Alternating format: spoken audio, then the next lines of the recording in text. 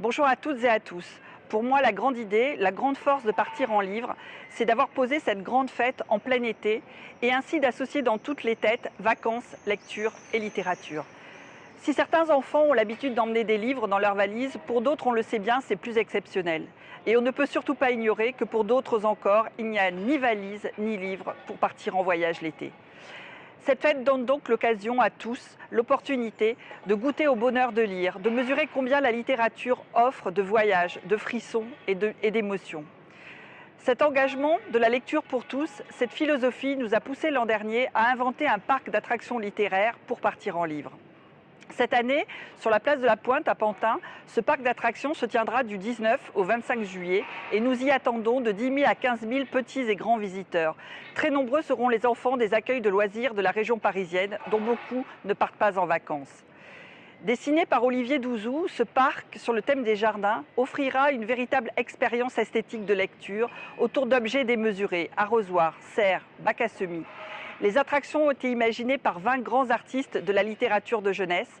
Chacun a relevé le défi d'inventer de toutes pièces un atelier de lecture ou d'écriture qui associe jeu et littérature. Et vous le verrez, ils ont rivalisé d'imagination pour détourner les jeux classiques de l'enfance. Le puzzle de Loïc Froissart, le mémo d'Antoine Kritz, initie au jeu de lecture d'images, à la construction visuelle et invite à la langue et au texte. Les tampons créés par Anne Herbautz, le jeu de rhodoïde de Bruno Gibert et les pochoirs de Bastien Contraire convient de façon très ludique aux techniques de narration et ouvrent grand le champ de l'imagination.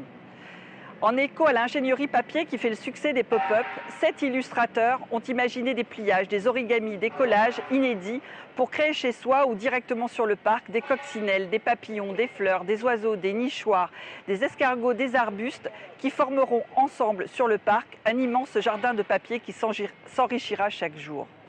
Et un grand livre de coloriage sera installé sous forme de fresque de 10 mètres par Carole Schex, Marc Dagneau et Judith Gueffier. Il s'enrichira au fur et à mesure de l'inventivité des enfants.